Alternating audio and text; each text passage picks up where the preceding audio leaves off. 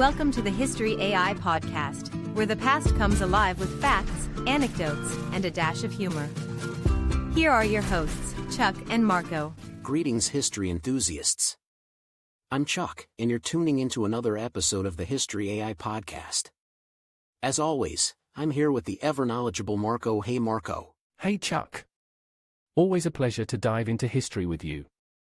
And today, we have quite the influential figure to discuss. Oh, absolutely. We're unwrapping the life of Thomas Hooker. But first, Marco, why did Thomas Hooker avoid playing cards? I don't know, Chuck. Why did he? Because he didn't want to deal with anything related to the English monarchy. Good one, Chuck. But let's deal ourselves a hand of history now. Right on. Born in 1586 in Leicestershire, England, Thomas Hooker grew up during a period of religious tension. He'd go on to become a key figure in the development of the American colonies. Indeed. And his educational journey began at Emmanuel College, Cambridge, a breeding ground for Puritan thought. After college, he took up preaching in Esher, Surrey, where he met his future wife, Susanna Garbrand. Ah, yes. Together they had 3 children, Joanna, John, and Sarah. It was during this time that Hooker's Puritan beliefs began to solidify. Now, Marco, give our listeners a brief on what it meant to be a Puritan back then. Great point. The Puritans wanted to purify the Church of England from what they saw as remnants of the Roman Catholic Church.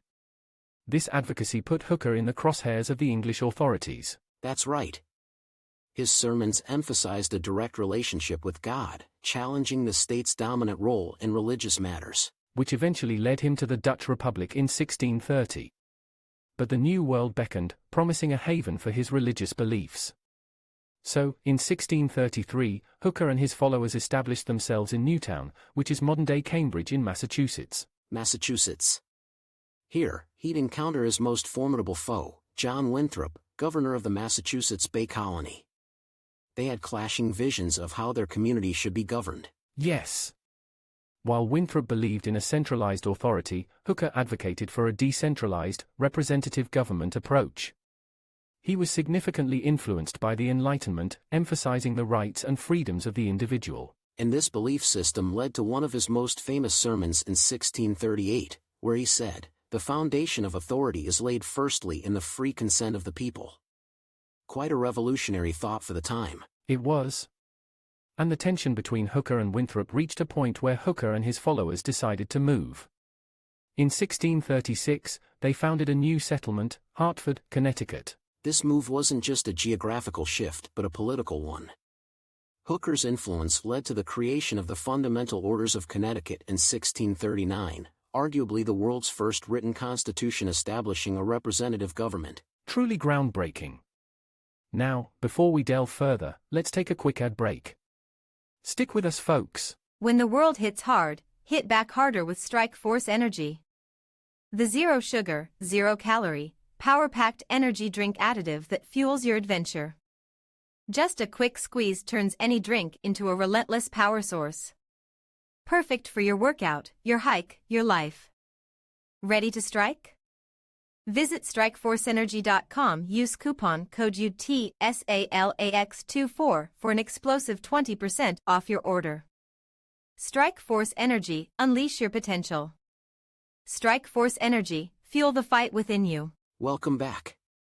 Now, Marco, let's dive into Hooker's sermons and writings. They weren't just religious, they were revolutionary. Indeed, Chuck. Through his sermons, Hooker preached about religious freedom and the separation of church and state. His writings paved the way for the American ideals of liberty, justice, and representative government. He believed that power should derive from the people, not a monarch or a centralized authority.